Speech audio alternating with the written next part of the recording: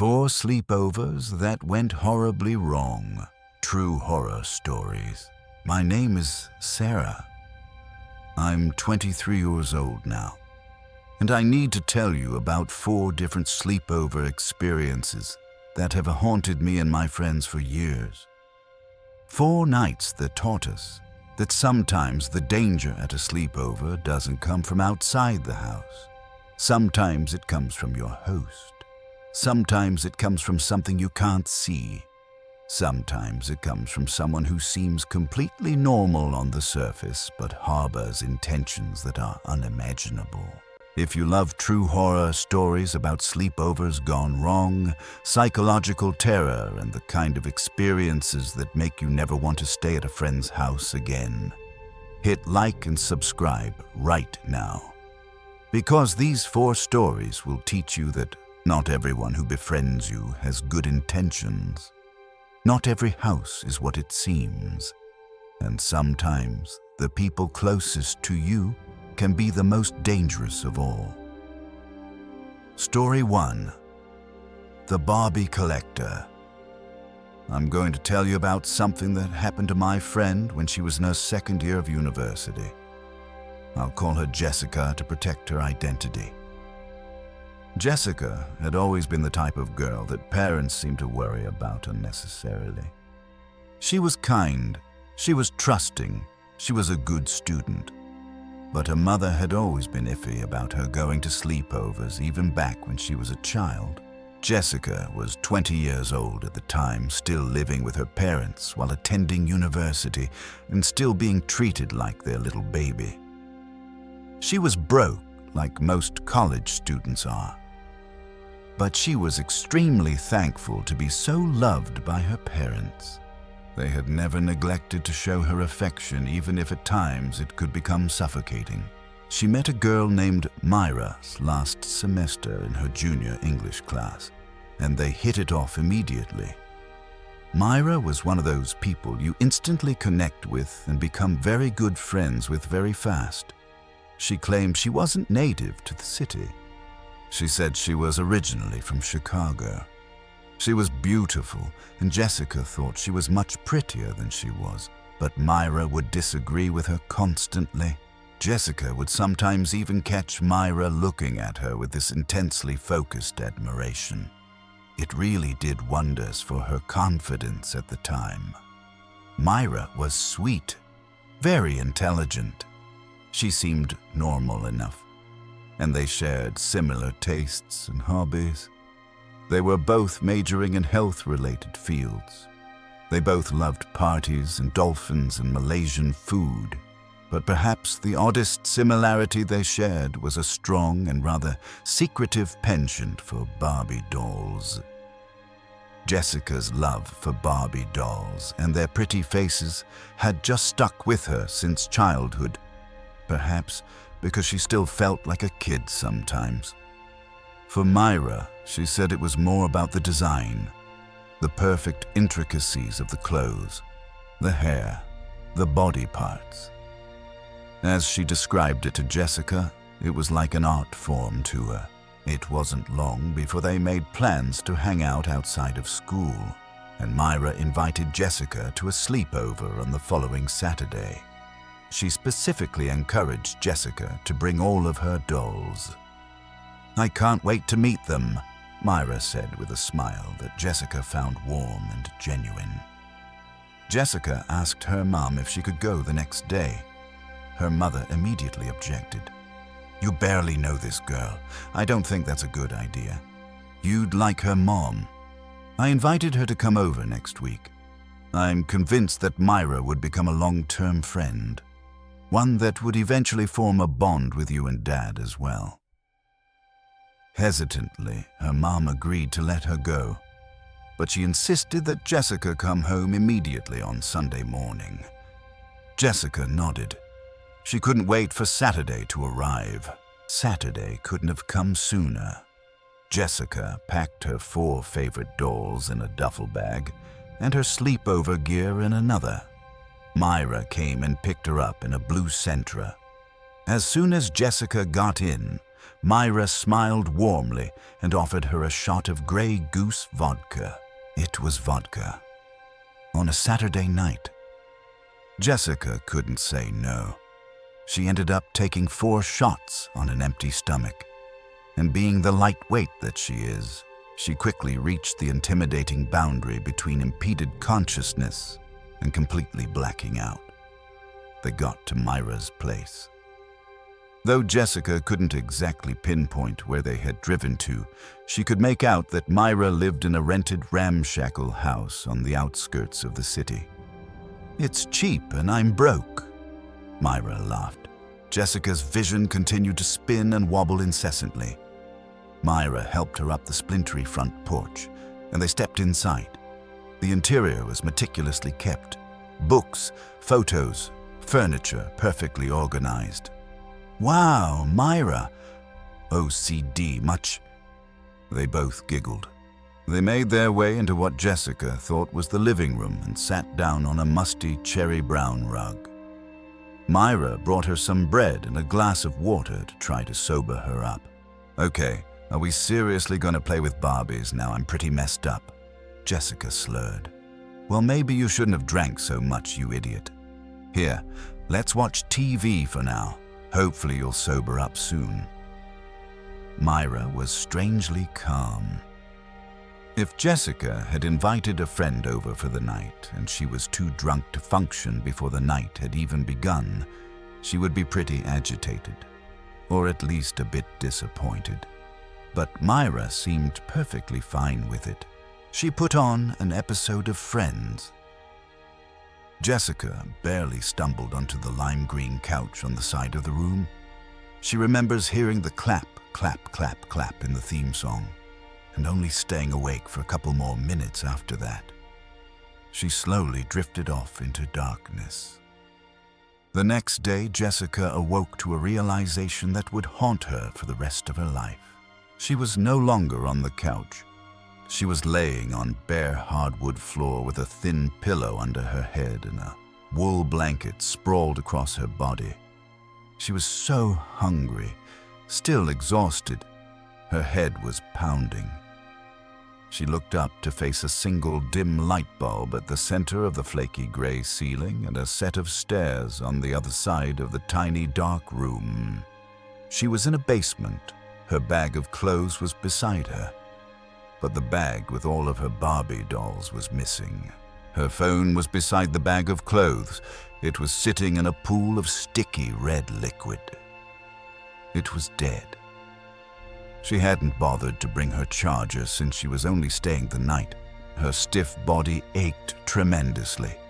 She focused and tried to take in her surroundings, but before she could process anything, she became blinded by a deafening headache. Worst hangover ever. She held her head and felt cloth wrapped around it. "Myra!" She struggled to call out. Her voice was dry and raspy. No response. The sides of her head continued to pound with agony. "What the hell happened last night?" she whispered to herself. She slowly crawled to the shiny metal boiler in the corner of the room to catch a quick glimpse of what she looked like. Her tired eyes sunk into dark circles. Her skin was filthy, caked with a sticky gray layer of dirt.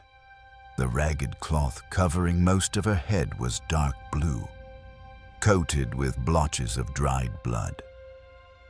Had I fallen somewhere? She wondered. "Myra!" she called out again, even louder. The thumping inside her head grew stronger. She stumbled up the wooden stairs. All of Myra's books and possessions were gone. The lime green couch and a couple of chairs remained, but it was like Myra had moved out overnight. She and every trace of her was gone. Jessica's money was still in her wallet, so Myra hadn't called her over for monetary gain. That's when panic started to set in. Real primal panic. She gathered her belongings and hurried out of the house. Her eyes narrowed. The surge of bright golden sunlight hit her like a truck. She fell to her knees. Her headache was unbearable. She doesn't know how long she was withering in pain before she finally regained the will to stand back up. She walked over to the narrow dirt road that passed beside the small house. Luck was on her side, and she noticed a rusted silver Ford pickup truck hurling dirt behind it, driving towards her. She waved frantically, and the truck rolled to a stop. It was an elderly couple. "Hello there. Are you okay?" The man called out in a concerned tone. "To be honest, sir, I have no idea where I am and would just like to get home." "Well, we're a long way from the city. Perhaps you'd like to get to a hospital first, sweetheart." The lady looked worriedly at Jessica's head. All she could think of was her mom. She had never gone to a doctor's appointment, let alone to a hospital, without her mom, and wasn't planning to today. "Thank you, but I'm fine. My mother is expecting me." All right, honey. Get in," the man said hesitantly. Jessica threw her bag inside and they drove away from the mysterious little house. "Where to, sweetheart?" the man asked. "Sharon, Pittsburgh, please." Jessica continued to hold her head. She had no idea what to think. Who the hell was Myra? Why had she just left her? A medley of sadness, pain, and utter confusion consumed her. It felt like she had been gone forever, completely disassociated from the present. The subtle heat of the fall afternoon became magnified through the windows of the old truck. "Would you mind telling me the time?" Jessica asked nervously. "It's 2:44 p.m. October the 15th, the old lady said cheerily. The pain in Jessica's head stopped. She was paralyzed by the immense fear that suddenly engulfed her. It was October 15th. The plans for their sleepover were for the 28th of September. She had been unconscious and inside that house for almost 2 weeks. God knows what happened in that time. Nervously, she uttered a soft moan. "What's wrong?" The lady looked back at her. "It's just this headache. It hurts so much." She broke into loud sobs. "Let me take a look at your head, love. I was a nurse for 30 years. Jim turned to the hospital. We're getting this young lady some help right away." "No, really, it's fine. I just want to go to my mom," Jessica protested. "Trust me, sweetheart. Your parents will thank us." With nothing to lose, Jessica consented. Jim pulled over briefly to let his wife climb into the back with her and continue to drive. The elderly woman's trembling ancient hands went to Jessica's head. "Okay, let's see here."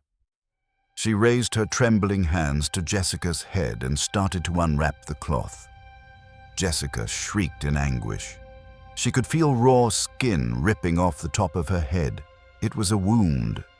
The lady only unwrapped the cloth off about a quarter of her head before she gasped and swiftly recoiled with sheer horror painted across her face. Her eyes went wide. "What's wrong?" Jessica whimpered anxiously. The lady covered her wrinkled mouth with her hand and pointed at the side of her head. Jessica pulled herself up to look in the rear-view mirror. Her exposed head was patterned with streaks of red and pink. A swarm of little ivory maggots feasted on the glistening raw flesh that burned excruciatingly upon touch. Her hair was completely gone. She had been scalped. Story 2. The House with No Rooms. When I was in elementary school, I had a group of friends. I can't remember all 4 of them that well, but I remember Jenny, my best friend, clearly. And the day we went to her sleepover, it wasn't exactly a scary experience. It was just really strange. Yet I can't place my finger on why it was so unsettling. I thought that maybe writing this down would help me understand what happened that night. Now, the 5 of us knew each other since we were small, and we did everything together. We had sleepovers so often that I felt like I had several homes. However, we never went to Jenny's house for a sleepover until that day. It took her years for her to agree to it. She always said that her parents were strict, but according to my mom, they seemed pretty easygoing. I always thought Jenny was the one avoiding it because she was embarrassed of her house or something. It was pretty common for kids to sometimes feel insecure about bringing friends over. When we first came over, I couldn't understand why she didn't want us over. Her house was gorgeous, far prettier than ours. The outside of the house had a front lawn that was well decorated with flowers, and they had one of those stereotypical white fences surrounding it. "Is your family secretly rich or something?" we asked Jenny. She just laughed, but I didn't like the inside of the house much. It was pretty too, but incredibly bare. The house looked brand new along with all the furniture. Even the walls were flawless. The floor was also clean, which made me uncomfortable in a way, like they were neat freaks and I had to be really careful not to touch anything. The house was also heavily scented with those sweetened candles. It made me sick. Jenny's parents brought us to the living room. I remember the living room clearly. It was huge, like 3 times the size of mine, but there were only a few items in it. Some couches and a rug. Nothing else. This made absolutely no sense because people are supposed to have more than just some couches in their living room. We sat on the sofa, which was leather, and had that brand new chemical smell to it. Jenny's parents handed us pizza on paper plates. It was really strange how we were eating in the living room without a table, but we didn't question it.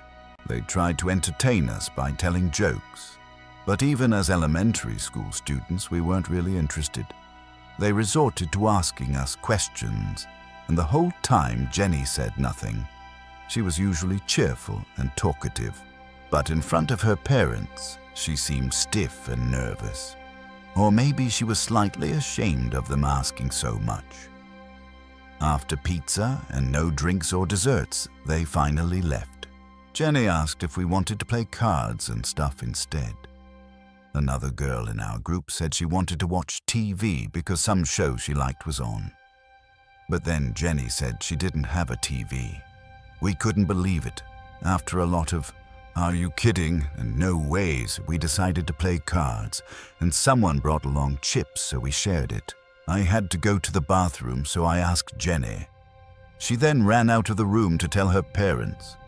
I was utterly confused as to why she had to tell them, and even more confused when I heard her and her parents talking frantically before they entered the room.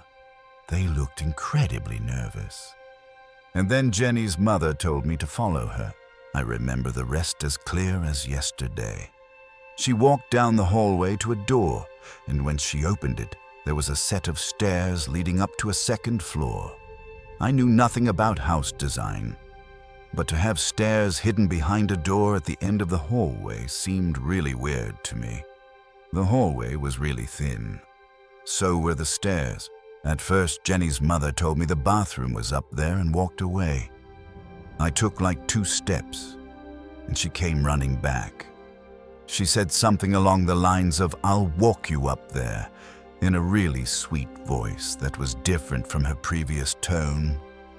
She walked upstairs with me to an identical hallway, and then gestured to a closed door.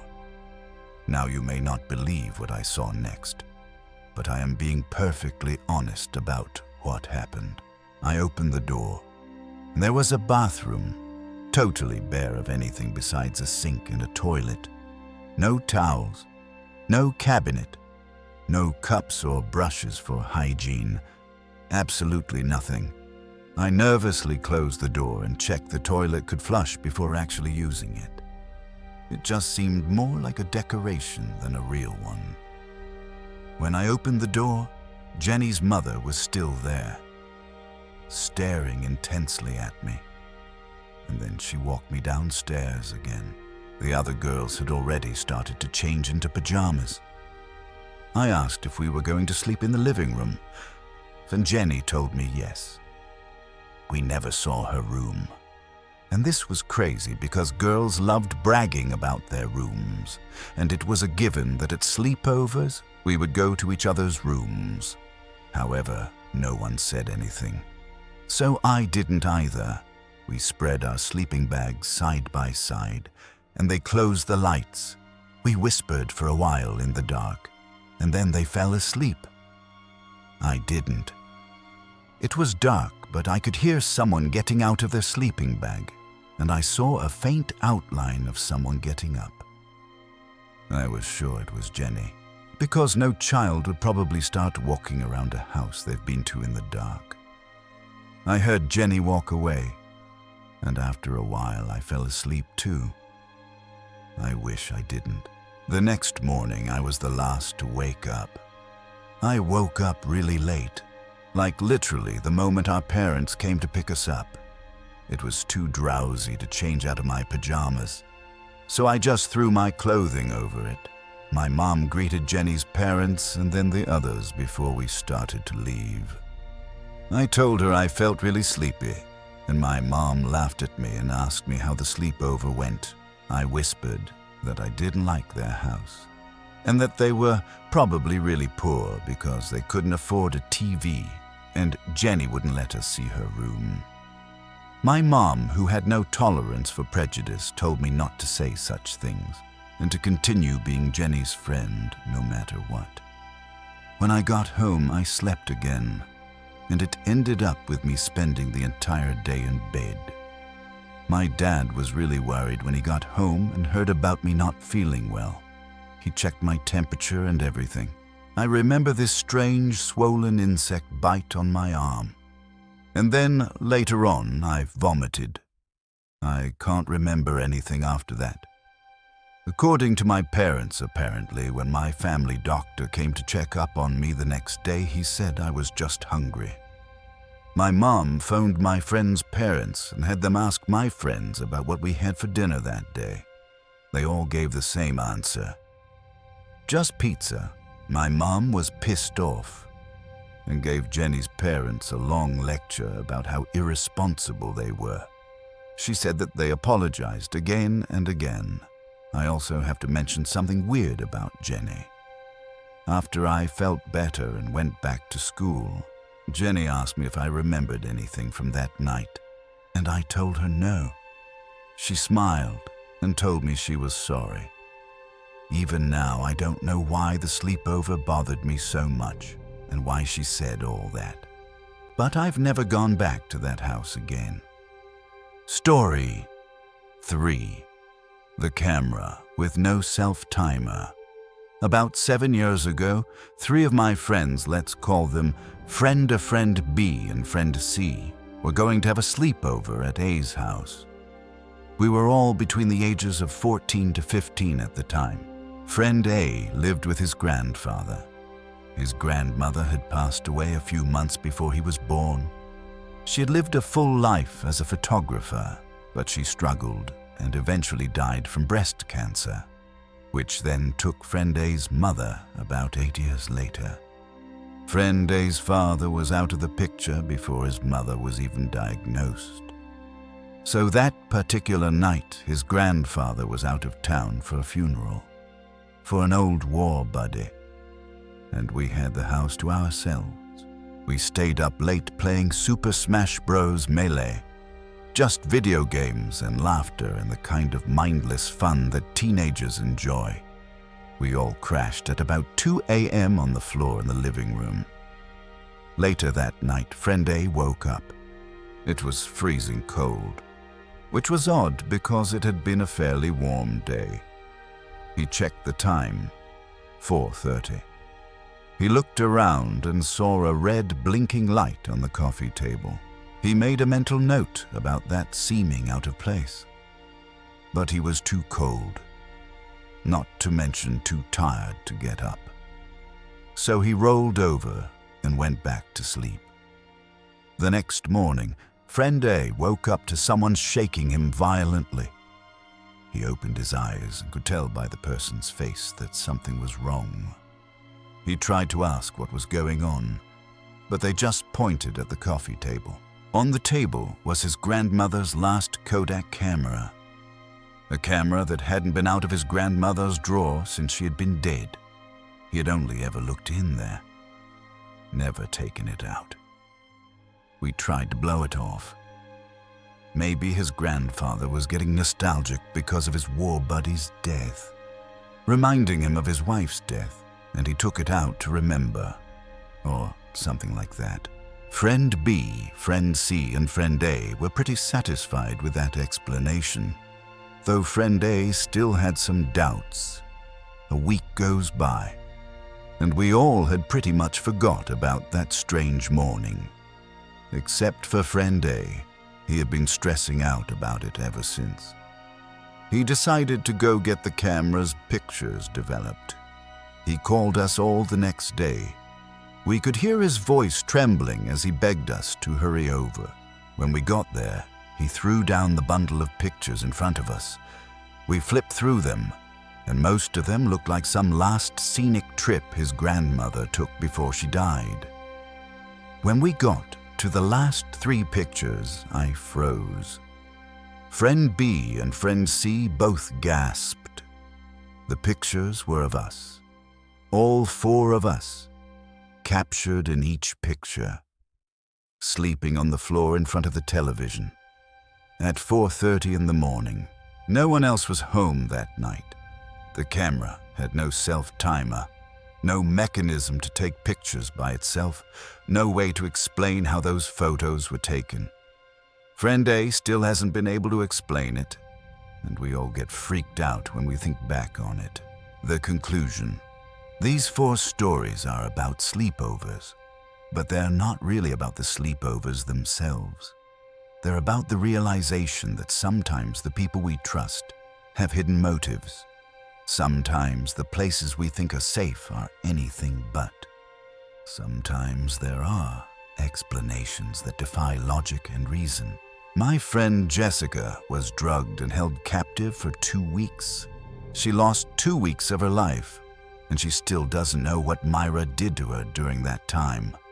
Why she scalped her, why she left her in a basement, what her intentions were. The story about Jenny's house remains unsolved. Nobody knows why that family was so strange, why they had no TV, why there was a hidden bathroom upstairs, why Jenny disappeared from the living room that night. What happened in that house remains a mystery. The story about the camera defies explanation. There is no way those pictures could have been taken. Yet they were. And to this day, no one can explain it. These stories teach us that sometimes danger comes from people we trust. Sometimes it comes from places that seem safe, and sometimes it comes from sources we cannot comprehend or explain. So, next time you're invited to a sleepover, next time you think about staying at a friend's house, remember these stories. Trust your instincts, and if something feels wrong, it probably is. Because sometimes sleepovers are just fun nights with friends, but sometimes they're so much more sinister than that.